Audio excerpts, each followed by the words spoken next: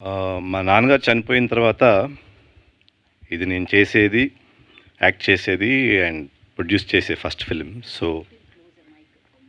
So ఆయనకి respects ఇవ్వడానికి few seconds will just pay homage.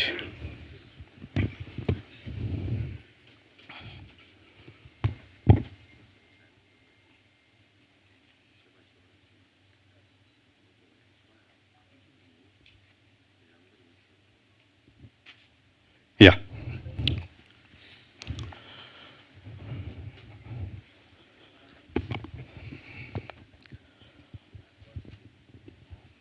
So firstly I want to address one thing is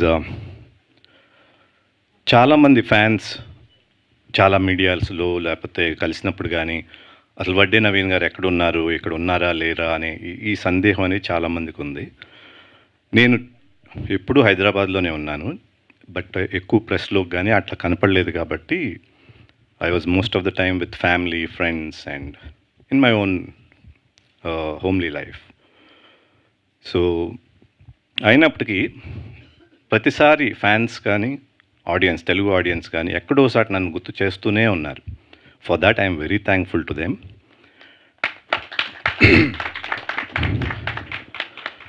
Kamal అన్నట్టు అసలు నేను cinema చేయకూడదు అనుకున్నా ఫస్ట్. గీత గారు అడిగారు బ్రేక్ ఇచ్చారా తీసుకున్నారా అని కదా. సో రెండు ఉన్నాయి. బ్రేక్ ఎలా వచ్చిందంటే మంచి సినిమాలు, నాకు నచ్చిన సినిమాలు రాలే, వచ్చే సినిమాని నేను చేయలే. సో అట్లా రెండు విధాలుగా బ్రేక్ వచ్చింది. బట్ దెన్ ఆ తర్వాత చాలామంది కథలు వినిపిస్తూ ఉన్నారు, వింటా ఉన్నాను. ఆల్మోస్ట్ లైక్ 5 years అనుకుంటా. సతీష్ అయితే మా ప్రొడక్షన్ ఎగ్జిక్యూటివ్ ఆల్మోస్ట్ ఒక 3 years నుంచి ఎక్స్టెన్సివ్గా ఎన్నో నెంబర్ ఆఫ్ స్క్రిప్ట్స్ విన్నాను. అన్ని థ్రిల్లర్స్ బాగున్నాయి, బాగోలేదు అంటలేదు కానీ బట్ నేను అనుకున్న స్టైల్లో లేదని నాకు అనిపించింది. దెన్ కేమ్ కమల్ వచ్చినప్పుడు త్రిమూర్తులు క్యారెక్టర్ ఒకటే చెప్పాడు. కథ సూసాయిగా ఉంది కానీ but not in full. Character నచ్చింది, టైటిల్ చెప్పాడు transfer Trimurthulu.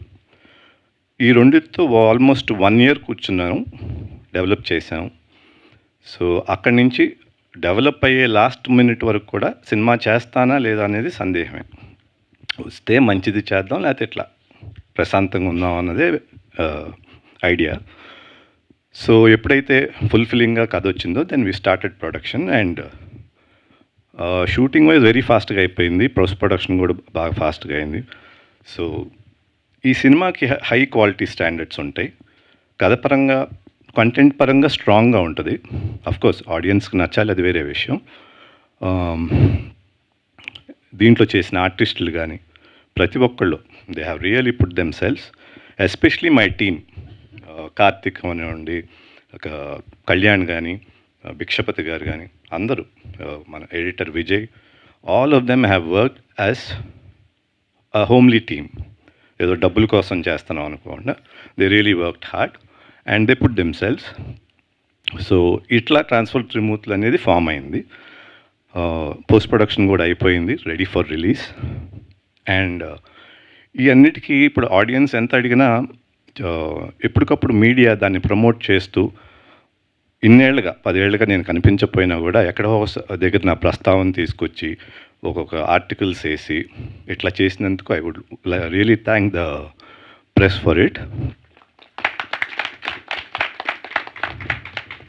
And coming to my heroine Rasi, she is an excellent performer. And performance to part 2, she is a very producer friendly artist. ఎట్లా అంటే టైంకి రావటం, ముందే టైంకి ఉండటం, ప్రిపేర్ అవటం, దానికి సీన్ ఇస్తే she's on the job and she's multi talented. చాలా బిజినెస్లో కూడా చేస్తాను. Sometimes when I see her it intimidates me, ఏంటి ఈ పిల్ల ఎట్టా చేస్తానని. So all this is an inspiration from her, and that's about Rasi. And overall ga Transfer Trimurtulu strong content to me munduku vastundi. I hope all of you will like it, and I really thank the audience for keeping me alive for the last 10 years. Thank you. Thank you sir, thank you so much.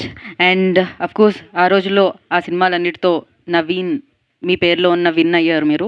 మళ్ళీ వచ్చి ఈ సినిమాతో కూడా ప్రేక్షకుల హృదయాలనే win అవ్వాలని, so June 19th collections అన్నీ win అవ్వాలని మనస్ఫూర్తిగా కోరుకుంటున్నాము. అయితే అందరూ అంటున్నారు ఇది కమ్బ్యాక్ ఫిల్మ్ అని, బట్ నేనైతే కమ్బ్యాక్ కింద చేయలేదు. ఫస్ట్ ఫిల్మ్ లాగానే చేశాను. అంతే డెడికేషన్తో, అంతే ప్యాషన్తో చేశాను. So I feel this is my first film. So అందుకే సార్ అంతే ఫిట్గా ఉన్నారు. సో కొత్త హీరో వడ్డే నవీన్ గారికి చలనచిత్ర సీమలోకి స్వాగతం పలుకుతున్నాం మేము. డెబ్యూయా. So thank you so much.